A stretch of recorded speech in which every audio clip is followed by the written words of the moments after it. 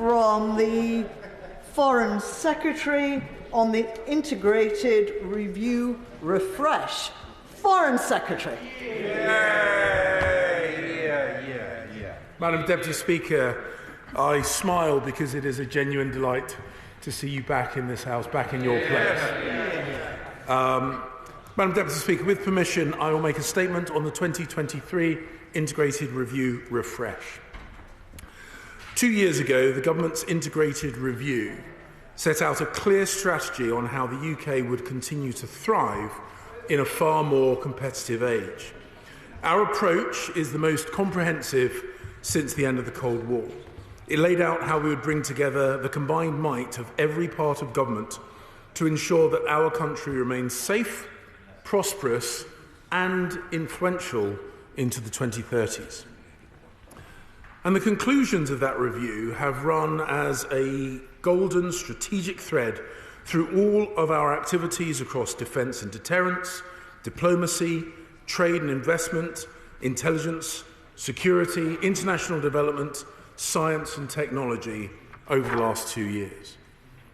Our overall analysis was right, and our strategic ambition on track. On every continent of the world, the United Kingdom walks taller today than it has done for many years. We are meeting our obligations as a permanent member of the UN Security Council and as a leading European ally within an expanding NATO.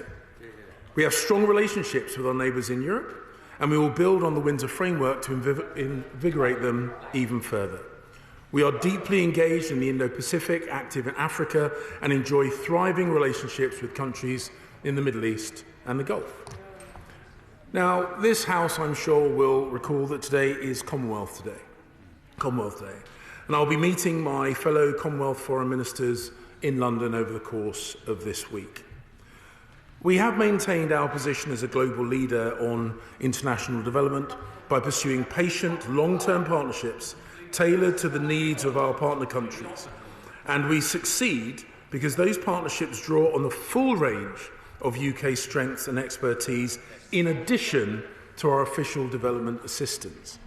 And as this House will of course be aware, the severe global turbulence forecast in the 21 Integrated Review has indeed come to pass. But the events have moved at an even quicker pace than I think anyone could have imagined just 2 years ago. Russia's full-scale invasion of Ukraine and attempts to annex part of its sovereign territory challenge the entire international order. Across the world, state threats have grown and systematic competition has intensified. There is a growing prospect of further deterioration in the coming years. Because of the far-reaching consequences for the security and prosperity of the British people that these changes have brought, it is right that I update the House on what the government is doing to respond. In our 2023 Integrated Review Refresh, we set out how we respond to an even more contested and volatile world. Rightly, our approach is an evolution, not a revolution. And I know this House will agree that our most pressing foreign policy priority is the threat that Russia's full-scale invasion of Ukraine poses for European security. The UK has provided huge quantities of military support for Ukraine's defence. We led the G7 response on Ukraine, coordinating diplomatic activity and working with our allies to impose the toughest ever sanctions on Putin's government. And thanks to the wisdom of this government's original Integrated Review, we have intensified our training for thousands of brave Ukrainian troops who repelled Russia's initial onslaught. But this momentum must be maintained until Ukraine prevails and the wider threat that Russia and other states, such as Iran or North Korea, pose to the international order to make sure that their aggression is contained, or potential aggression is contained. The 2023 Integrated Review Refresh also sets out how the government will approach the challenges presented by China. China's size and significance connect it to almost every global issue. But we cannot be blind to the increasingly aggressive military and economic behaviour of the Chinese Communist Party, including stoking tensions across the Taiwan Strait and attempts to strong-arm partners, most recently Lithuania. We will increase our national security protections and ensure alignment with both our core allies and a wider set of international partners. And we must build on our own and our allies' resilience to cyber threats, manipulation of information, economic instability and energy shocks, so that we remain at the front of the race for technologies like fusion power that will define not only the next decade, but the rest of this century. Madam Deputy Speaker, my Right Honourable friend, the Chancellor of the Exchequer, will say more on government spending commitments in his spring statement on Wednesday. But today, I can set out a number of both immediate and longer-term measures that will help us deliver on our priorities, and they are as follows. We will increase defence spending by a further £5 billion over the next 2 years. This will bring us to around 2.25% of national income and represents significant progress in meeting our long-term minimum defence spending target of 2.5% of GDP. Today's announcement of £5 billion comes on top of the commitments made by the Chancellor in his autumn budget statement, on top of the £560 million of new investments last year, and on top of the record £20 billion uplift announced in 2020. Later today, the Prime Minister will announce, alongside President Biden and Prime Minister Albanese, the next steps for AUKUS, including how we will deliver multi-billion-pound conventionally armed nuclear-powered submarine capabilities to the Royal Australian Navy, whilst setting the highest non-proliferation standards. We will provide an additional £20 million uplift to the BBC World Service over the next 2 years, protecting all 42 World Service language services.